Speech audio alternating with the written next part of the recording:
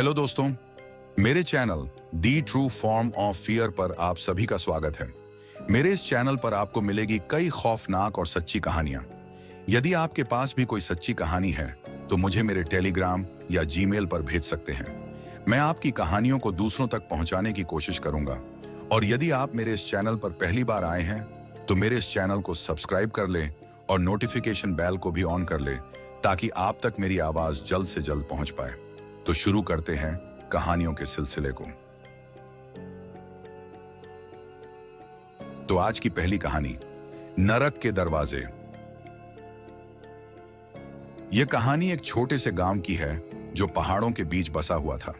गांव में एक पुरानी हवेली थी जिसे नरक के दरवाजे के नाम से जाना जाता था। लोग कहते थे कि हवेली के तहखाने में एक दरवाजा है जो सीधे नरक की ओर जाता है। इस दरवाजे के बारे में अफवाहें बहुत फैली हुई थीं और गांव वालों ने वहां जाने का नाम तक नहीं लिया।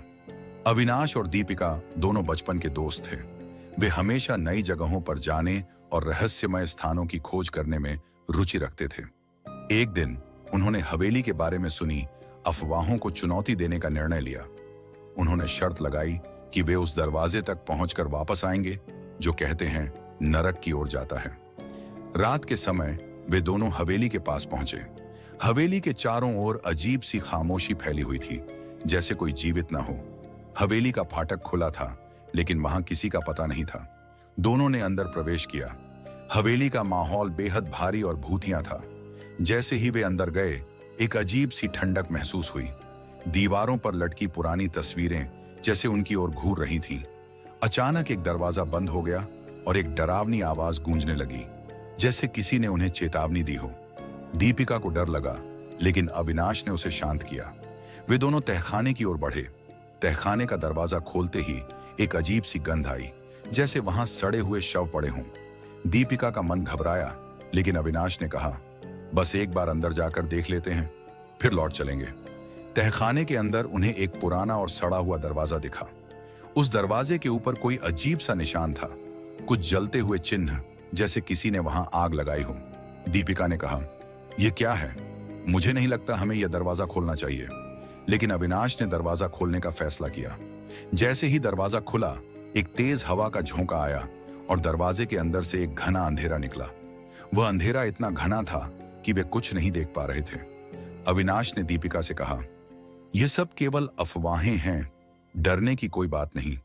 लेकिन जैसे ही उन्होंने एक कदम और बढ़ाया उन्होंने महसूस किया कि यह दरवाजा कोई सामान्य दरवाजा नहीं था। हवा में एक सड़ी हुई गंध, साथ ही अजीब सी आवाजें भी आ रही थीं, जैसे कहीं बहुत दूर से चीखें सुनाई दे रही हों। दीपिका ने कांपते हुए कहा, अविनाश, हम वापस लौट जाएं। अविनाश ने उसकी बात अनसुनी की और एक कदम और बढ़ा लिया। तभी अचानक दरवाजे के भीतर से एक अजीब सी आकृति निकली। वह आकृति पूरी तरह से काले धुएं में लिपटी हुई थी और उसकी आंखें जलती हुई लाल थीं। दीपिका डर के मारे बुरी तरह कांपने लगी और अविनाश की रीढ़ में भी सिहरन दौड़ गई। अचानक उस आकृति ने गहरी आवाज में कहा, तुम यहां क्यों आए हो? तुमने नरक के दरवाजे को खोलने की हिम्मत कैसे की? आवाज में ऐसी गहरी नफरत और दर्द था कि दोनों के दिल दहले हुए थे। दीपिका ने डर के मारे चीखते हुए कहा, हमें माफ कर दो, हम केवल शरारत कर रहे थे। लेकिन उस आकृति ने एक कदम बढ़ाते हुए कहा, यहां से कोई नहीं लौटता, तुम दोनों अब यहां रहोगे। और अचानक पूरा तहखाना एक सिरे से दूसरे सिरे तक हिलने लगा, जैसे धरती अपने आप को बदलने जा रही हो। दीपिका की आंखों में डर साफ दिख रहा था और अविनाश का चेहरा सफेद हो चुका था। उसके बाद एक डरावनी चीख गूंज उठी और दीपिका और अविनाश दोनों लुढ़कते हुए गिर पड़े। उनकी आंखें पूरी तरह से कटी हुई और खाली हो गईं। उन्होंने महसूस किया कि वे अब इस दुनिया में नहीं थे। वे एक अजीब और अंधेरे स्थान में फंसे हुए थे। अगली सुबह गांव वालों ने हवेली के बाहर अविनाश और दीपिका की चप्पलें पाईं, लेकिन उनका कोई पता नहीं चला। उनकी आंखों में वही डर और घबराहट थी जो उन्होंने हवेली में अनुभव किया था। कहा जाता है कि नरक के दरवाजे के बाद जो भी उस दरवाजे को खोलने की हिम्मत करता है वह कभी वापस नहीं लौटता। हवेली अब भी एक रहस्य बनी हुई है और उस दरवाजे के बारे में लोग आज भी एक दूसरे को डराने के लिए कहते हैं। जो लोग उस हवेली के पास से गुजरते हैं वे अक्सर महसूस करते हैं कि किसी की नजरें उन पर हैं, जैसे वह दरवाजा अब भी अपने अंदर किसी को बंद किए बैठा हो। आज की दूसरी कहानी छुपे हुए राज पर है। यह कहानी एक छोटे से गांव की है जहां एक पुराना घर खड़ा था, किशोर घर। गांव वालों के बीच उस घर के बारे में कई तरह की अफवाहें फैली हुई थीं। कुछ लोग कहते थे कि वह घर किसी बुरी आत्मा का घर है और कुछ का मानना था कि यहां छुपे हुए राज हैं जिन्हें जानना किसी के लिए भी खतरे से खाली नहीं था। नेहा एक युवा लड़की थी जो हाल ही में इस गांव में अपने परिवार के साथ आई थी। वह एक किताबों की शौकीन थी और हमेशा किसी न किसी रहस्य को सुलझाने के लिए उत्सुक रहती थी। जब उसने गांव वालों से उस पुराने घर के बारे में सुना तो उसका मन उसे देखने के लिए मचल उठा। एक दिन जब सूर्यास्त हो रहा था, नेहा ने सोचा कि यह सही समय है उस घर की ओर जाने का। उसने किसी से कुछ नहीं कहा, बस चुपचाप उस रास्ते पर बढ़ने लगी। घर के पास पहुंचते ही उसे ऐसा लगा कि हवा कुछ ज्यादा ही ठंडी हो गई है। घर की दीवारें पुरानी और टूट फूट से भरी हुई थीं, जैसे यह घर अब जीवित नहीं था। नेहा ने डरते हुए घर के अंदर कदम रखा। अंदर घना अंधेरा था और चारों ओर खामोशी पसरी हुई थी। उसके कदमों की आवाज गूंज रही थी, जैसे घर उसे अपने भीतर खींच रहा हो।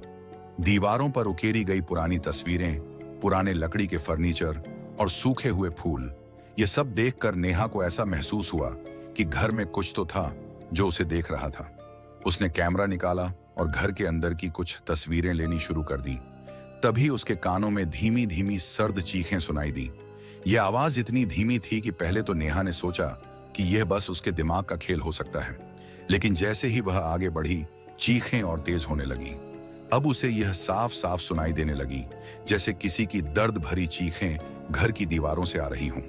नेहा को समझ नहीं आ रहा था कि यह क्या हो रहा है। उसने अपनी आंखें घुमाकर चारों ओर देखा, लेकिन कुछ भी साफ नजर नहीं आया। तभी अचानक सामने एक दरवाजा बंद हो गया। नेहा डर के मारे एक कदम पीछे हटी। दरवाजे के भीतर एक अजीब सी धुंध फैल रही थी और उसने देखा कि वहां एक पुराना खाट रखा था। खाट के ऊपर सफेद चादर में लिपटी एक आकृति लेटी हुई थी। नेहा को समझते देर न लगी कि यह वही जगह थी जहां से वह आवाजें आ रही थीं। उसने धीमे से उस आकृति की ओर कदम बढ़ाए और चुपचाप उसके पास पहुंची। जैसे ही उसने उसे छुआ, आकृति धीरे धीरे उठी और अपने चेहरे से चादर हटा दी। नेहा की आंखों के सामने एक भयानक दृश्य था। आकृति के चेहरे पर काले घाव थे और उसकी आंखें पूरी तरह काली हो चुकी थीं। उसकी आंखों में गहरी नफरत और दर्द था। उसने धीरे धीरे अपना मुंह खोला और एक कांपती हुई आवाज में कहा, तुम यहां क्यों आई हो? तुम नहीं जानती कि यह घर किसका है, और जो यहां आता है वह कभी वापस नहीं जाता। नेहा की सांसें रुक गईं। उसे अब पूरी तरह यकीन हो गया था कि वह किसी बुरी ताकत के सामने खड़ी थी। आकृति की आवाज और चेहरा ऐसा था कि नेहा के शरीर में ठंडक दौड़ गई थी। लेकिन उसे समझ में आ गया था कि वह इस रहस्य को जानने के लिए यहां आई थी और अब पीछे हटने का समय नहीं था। उसने हिम्मत जुटाते हुए पूछा, तुम कौन हो और क्यों यहां छुपे हुए राज हैं? आकृति हंसते हुए बोली, तुम जानना चाहती हो? यह घर मेरी आत्मा का घर है और अब तुम भी मेरी तरह यहीं फंसी रहोगी। सबका यही अंत है। नेहा को महसूस हुआ कि अब वह सच्चाई जान चुकी है, लेकिन यह सच्चाई उसे कब्र में भी ले जा सकती थी। वह बुरी तरह से कांपते हुए घर से बाहर भागने लगी, लेकिन जैसे ही वह बाहर जाने के लिए दरवाजे तक पहुंची, दरवाजा अपने आप बंद हो गया।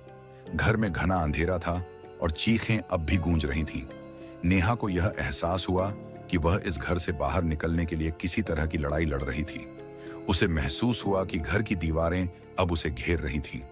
जैसे ही उसने फिर से दरवाजा खोलने की कोशिश की, वह चिल्लाई, मुझे बाहर जाने दो।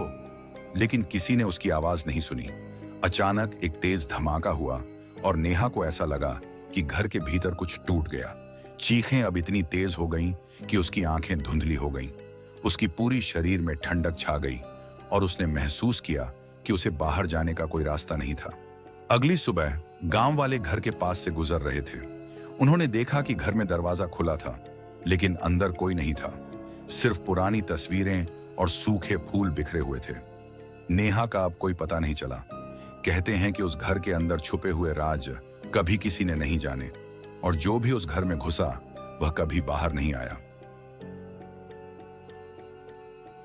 आज के लिए फिलहाल इतना ही।